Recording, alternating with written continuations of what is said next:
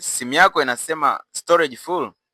Huwezi kudownload app mpya, piga picha au kurekodi video? Usijali. Kwenye video hii nitakuonyesha njia rahisi kabisa jinsi ya kuongeza storage kwenye simu yako bila kutumia app yoyote ile.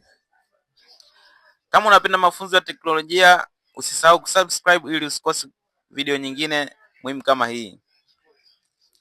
Hatua ya kwanza, nenda katika sehemu ya trash files na uzifute mara moja. Ingia Google Files au File Manager katika simu yako. Baada ya kufungua, nenda sehemu ya clean au junk files. Hapo utapata mafaili yasiyo ya muhimu ambayo yamekusanywa na apps mbalimbali. Bonyeza clean ili kufuta trash files na kuongeza nafasi kwenye simu yako. Hatua nyingine ya muhimu ni kufuta cache files. Nenda kwenye settings, kisha apps.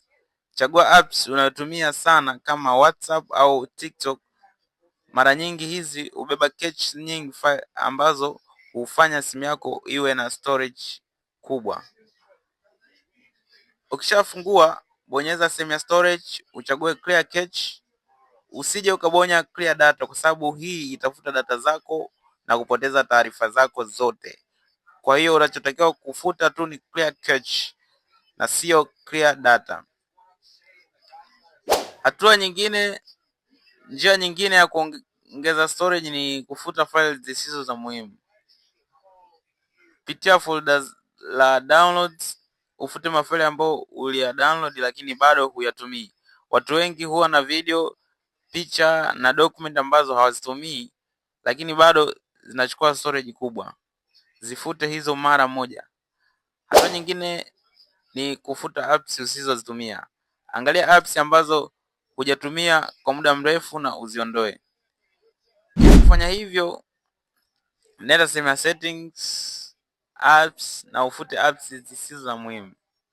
Njia nyingine na ni ya muhimu zaidi, hamisha picha zako na video. Kama simu yako ina SD cards, hamisha picha zako na video huko, kwa sababu video mara nyingi hujaza storage ya simu yako. Pia unaweza ukatumia huduma ya cloud kama Google Drive ili kuhifadhi mafaili yako huko. Subscribe ili upate video nyingine nitaelezea jinsi ya kuweka files katika Google Drives. Ukifanya njia hii utaongeza storage kwenye simu yako na simu itafanya kazi kwa haraka. Kama video hii imekusaidia, usisahau kulike, kushare, kusubscribe. Asante. Ili kuwa wa kwanza kupata video kama hizi, usisahau subscribe Mwalimu Digital.